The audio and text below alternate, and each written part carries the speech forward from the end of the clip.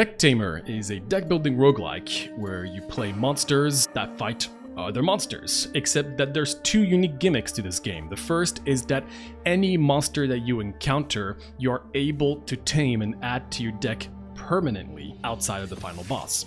And the second gimmick is that you are able to extract any passive or active abilities from one creature to another, allowing players to create a lot of custom creatures along the way. Now, I haven't actually heard many people talk about this game, and that's why I wanted to bring it to light a little bit, because I do believe that Decktamer could easily be a lot of people's favorite strategy deck building roguelike. It does a lot of things fairly uniquely and has a really high strategy skill ceiling that I don't really get to see very often in these kinds of games. So let's talk about it. First, I want to elaborate a little bit more on the gameplay, because it's actually surprisingly fairly simple from its core. You start with a few simple beasts or creatures in your deck. You place them on a board. You can place up to 2 to 3 creatures depending on how far you are in the run. And then on the other side of the board, you're going to be facing the same amount of creatures. Each column are going to be resolving their actions in a auto-battler manner, depending on the monster's speed. And every monster will have just 2 simple numbers: their health and their speed. That's it. Whoever has the highest speed is going to perform their action first. When health reaches 0, they are defeated. This is another one of these strategy games where the core gameplay is very, very simple. There's really not much to learn at first to get started, which is always a thumbs up in my book in general, because I always think the best strategy games out there, in the deck building world at least, are the ones that don't have a million tutorials but can still take a very long time to get very comfortable with in order to really be able to beat the higher levels. You're going to need a lot of strategy and knowledge with just how a lot of the more specific, nuanced mechanics work, which is how I like to play a lot of these strategy games. Now, whenever you deal enough damage to an enemy monster, you are able to then tame it, use it food. If tamed, that creature will now be added to your deck permanently. Now, you might think that adding creatures constantly every single fight is going to bloat your deck and have way too many creatures and you're not going to care for many of them, but this actually has a permadeath mechanic that is core to the gameplay. Whenever a creature dies, it is gone from your deck permanently. And usually permadeath mechanics are always fairly tricky to design because it can be hard to accept, certain creatures or character deaths permanently in your runs, especially if you really, really liked how one's mechanics worked. Once they're dead, sometimes people are just going to want to just concede. But creatures are constantly taking damage, and especially at higher levels, are constantly going to be defeated. The idea is you're cycling through a bunch of monsters, and once players can really start to understand that rhythm, you start to really play in a way that I haven't really seen many other deck building games do, where you're cycling through monsters but also extracting their abilities, the ones that you really liked from one, to put it into another one that can synergize with certain effects better. And then if that creature is about to die, you extract all of these new abilities to put into another creature. And to some extent, while your monsters are going to be defeated and are going to leave your deck permanently, you're always keeping something behind if you really liked some of their specific mechanics. Now, once you've defeated every enemy creature or tamed them, you will then be offered an event. Every single fight you will have a quick event, and this is what bridges fights from one another. You have a fight, you have an event, then you choose 1 to 2 fights you want to go for, and then you rinse and repeat that exact same 3 steps until you reach the final boss. These events are simple, but again, I always am an advocate for deck building games to have these written events where a single click of a button can actually highly impact your overall run. I think they're easy to generally implement, are fairly immersive, and can be a nice break from the overall gameplay. I love the fact that between, again, every single fight, there seems to be something to do.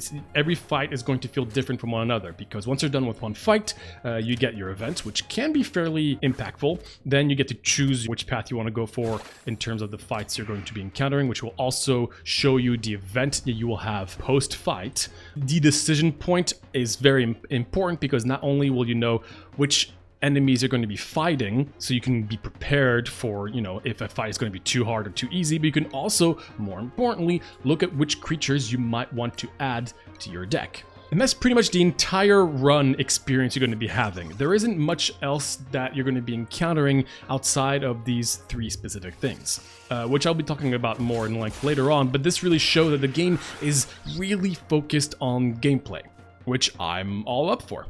Let's talk about the roguelike elements. So once again, outside of the actual creatures that you'll be encountering, you're going to be finding a lot of these same creatures over and over again, but one nice aspect is that not only do they come always with like specific abilities and passives that they will always have every single run, but other runs they might also come with different unique abilities, stats, and even curses.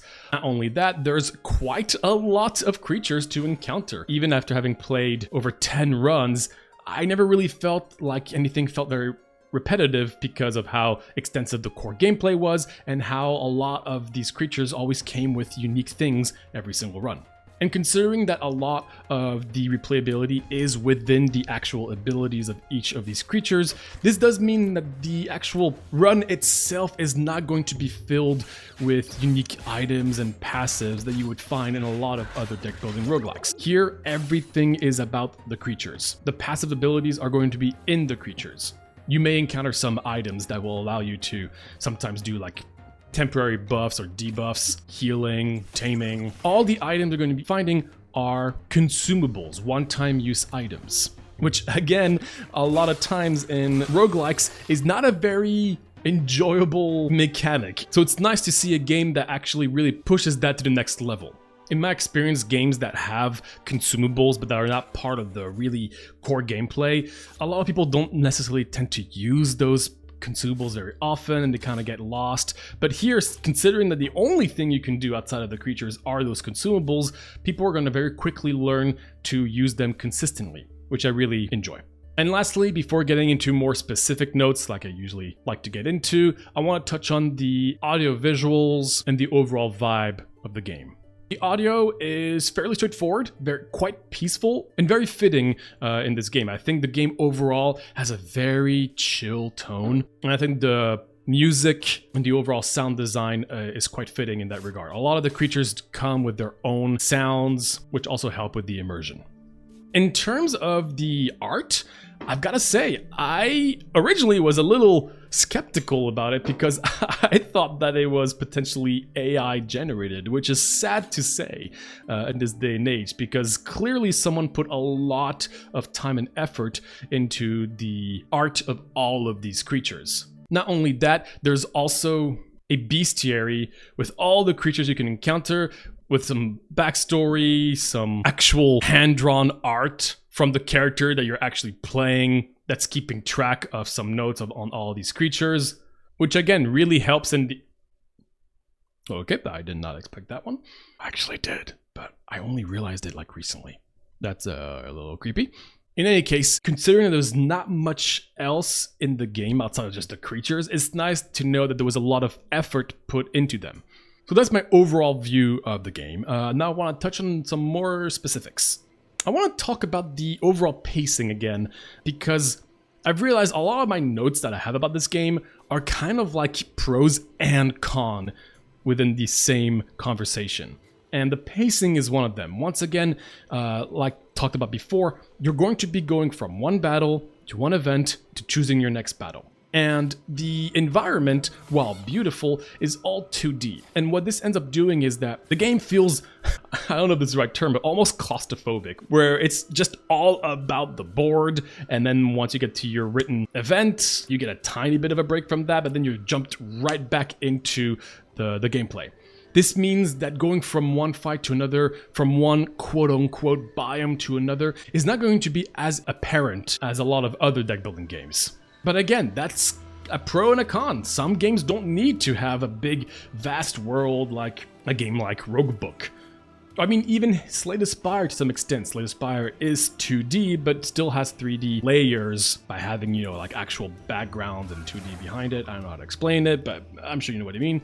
Here, you're just focused on one little board. And I'm just a little mixed on that, because on one end I like the fact that it's all focused on just gameplay, and the creatures, but on the other, I love having a world to explore, especially in a game like this where you can see there's actually a lot of work put into the world building and the creatures, considering that they all have their own lore, and you can even see the depth of each of these creatures, but I can't conceptualize the depth. So it's a small thing, all things considered. It doesn't impact the actual gameplay that much, but it is important to note that it is all focused on the battle. If you like it, then great, because that's all you're going to really be focused on most of the time. I only touched briefly on the actual abilities of the creatures, but obviously that is like 90% of what the game is. There are so many abilities, so many passives, and the fact that you can mix and match them, I can't emphasize enough how awesome it is to be able to create unique creatures every single run, thanks to the whole syringe mechanic and the fact that creatures don't just come with 1 or 2 abilities. Some of them come with like 5, 6. You can extract any of them, any attack, and put into anything. That is awesome. I've really been expressing how much I love roguelikes that put a heavy emphasis on player custom synergies. And this game is the ultimate version of this. So while it doesn't take that much to understand the gameplay and to get started, understanding the amount of combinations you can do and the fact that you can even do them mid-battle if you want, which is crazy, really shows that the game has so much to offer and so much to learn, even if at its core, it's fairly simple. Another element that I teased at the beginning that I think this game does better than pretty much any other game out there is the redo button.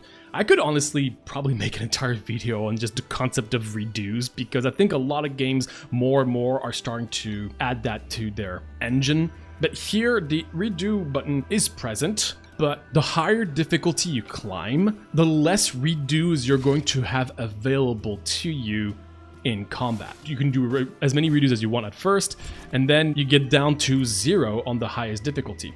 And obviously these redos are very impactful because, again, a lot of combinations can sometimes take a little bit to understand. So I think it's great to have that early, but for the experienced players, make every single action be very impactful, I think is awesome.